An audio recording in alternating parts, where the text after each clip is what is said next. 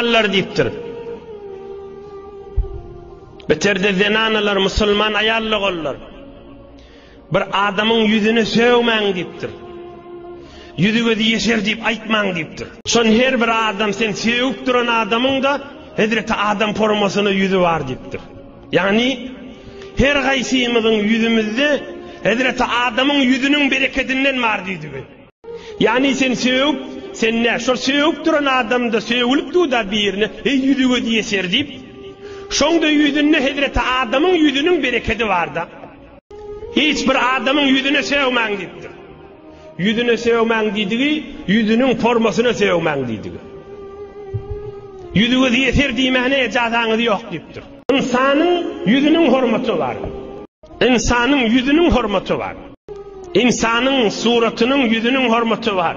Şehirlerin içinde yaşayan, gece gündüz ovadallığını fikrediyen gelin ve erkek adamlar bir çağıcığı görüp, ya bir zinananı görüp, ya bir erkek adamı görüp, yatsa oturan yerinde, toyda oturan yerinde, ayette oturan yerinde, gerçi bilen birine kakıp on yüzü gözünü gözden deymek, Allah'ın yanına günahkarçılıktır, Hudayın qaharına düşamazsın.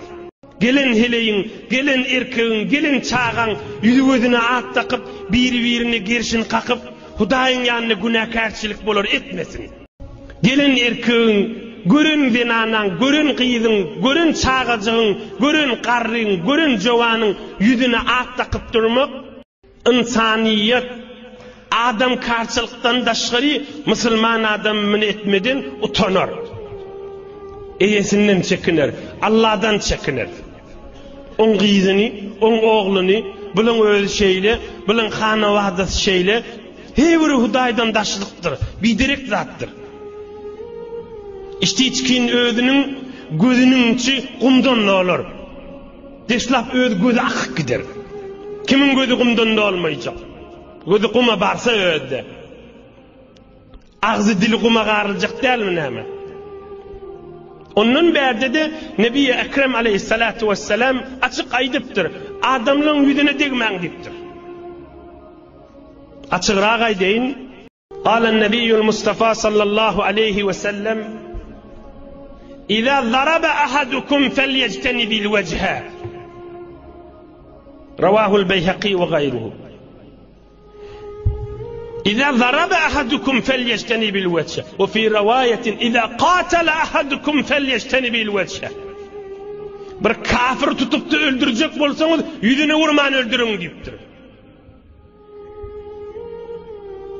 Bir kafir tutup şeriatın hükmü bilen öldürmeli olsa yüzüne vurman öldürün caiz bolsa. إذا ضرب أحدكم فليجتنب الوجه. Qazi emret diye birini vurmalı oluyor. Hakim emret diye, baş emret diye birini vurmalı oluyor. Yüzüne vurman deyiptir. İnsanın yüzünün hurmatı var da. İnsanın yüzünün hurmatı var da. İnsanın yüzünün hurmatı var da. Oğul gidin yüzüne vurmalıdır. İçeriğin yüzüne vurup olmaz. Vuran ne olsa Allah'ın huzuruna estağfirullah etsin. Hudaya yanlıştım bilmeyedim desin. قال النبي المصطفى صلى الله عليه وسلم إذا ضرب أحدكم فليجتنب الوجه. Sizin biriniz qazin emri bilen şeriatta vurmalı vaqtda vursa da yüzüne vurmasın nedir? Yan qaydılan vurunlar bir adamın yüzünde dil var, diş var, göz var, kulak var, mağzı var ve boyundan yukarıda hurmatlarken. Ve onun üstüne şeriatta yani Nebi Ekrem aleyhissalatu vesselam da delil aydıptır adamın her kimin yüzünü Hazreti Adam'ın yüzünün hurmatı var deyiptir. Emme başka azalar arka el ayakta Hazreti Adam'ın el yanak bir el ayakta emme şeriat mınna Hazreti Adam'ın da hurmatı var deyip aytmandır. Bes bir vakti urulmalı olsa da yüzüne vurulmalılar.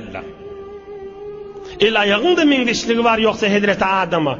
Emme mınna şeriat Hazreti Adam'ın da hurmatı atamız Hazreti Adam'ın hurmatı el ayakta da var deyip aytmandır. Pek ovadan şeriatımız insanın yüzüne her kim olsun Hazreti Adam atamızın yüzünün hürmeti var diktir. كان علي المرتضى رضي الله تعالى عنه يقول أعط كل عضو حقه واتق الوجه رواه البيهقي. Hazreti Ali Murtaza radıyallahu anh bir adamı vurulmalı olanına şeriatta vuruyan adama aydiyenmiş, şunu falanca vurarsın diyenmişti. Ama el ayak her uzusunu bir avundur, ama kellesini yüzünü vurma diyenmişti. Ati kulle uzvin hakkahu.